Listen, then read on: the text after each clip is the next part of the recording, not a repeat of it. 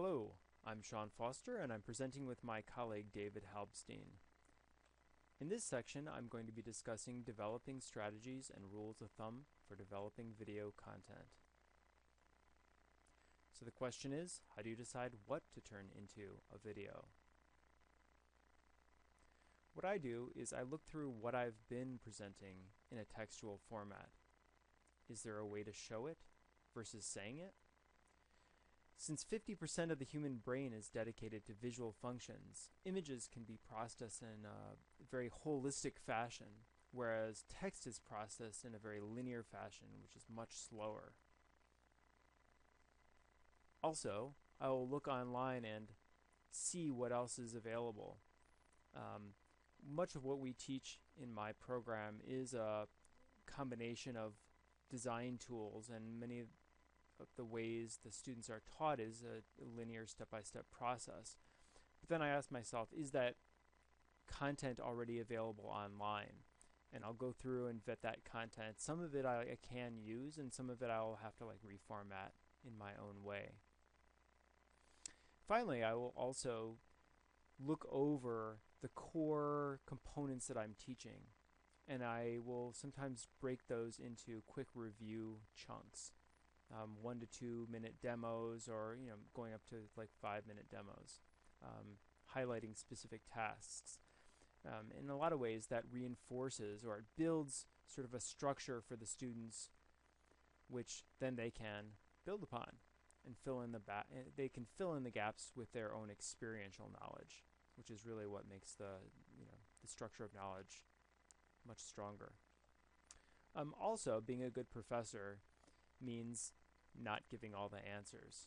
A lot of the time in my videos I will ask questions, or I'll engage the students by leaving gaps.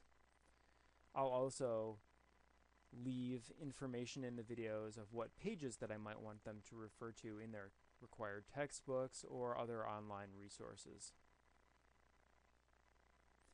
Another advantage of preparing these videos is virtual collaboration among instructors.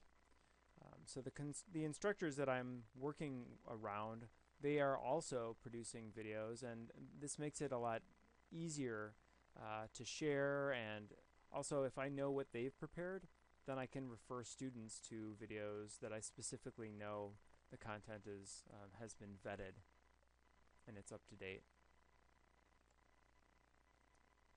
So designing your demonstration, it should be pretty similar to what you're already doing. Pretty much you tell them what you're going to show them, you show them, then you tell them what you've shown them, which reinforces the information, and finally the phase of encapsulating and chunking. So it's presenting the information and contextualizing it. This is what happens. This is sort of a visual image of the way I see students getting the initial information.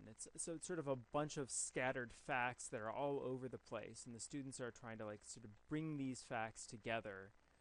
And what I help them do is turn them into something that can be chunked into a shape. And what's even better is if you can sort of take that shape and relate it to the environment or the rest of the information that I've been presenting, so that it all fits together. One classic example where this has already been done is with numbers. For example, a large sequence of numbers would be difficult to memorize. Here's 10 numbers, right?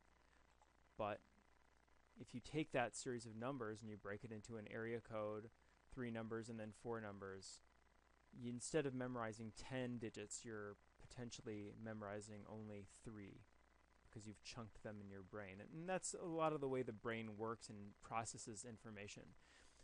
As a maximum, your brain in short-term memory can grab about 5 to 7 pieces of information. But if you constantly are chunking down that information, you can sort of get it, you can store a nearly unlimited amount of information in your short-term memory. And that's what a lot of the people who win mnemonic contests are constantly practicing. So in terms of pre-production, what I do is I'll prepare an outline. Then what I'll do from that outline in the video is I'll sort of start to bring out the details. And then from those details, then I'll sort of fill in background information. In post-production, what I'll do is I'll edit down the videos. I'll make sure that the length is kept to a minimum. I'll remove gaps or sort of pauses in my video. And then I'll also sort of listen to the audio. And I'll listen to the audio that I've delivered with the initial video production, and if necessary, I can record extra audio after the fact. That would be sort of asynchronous audio. Okay, thanks so much for listening, and we'll go on to the next topic.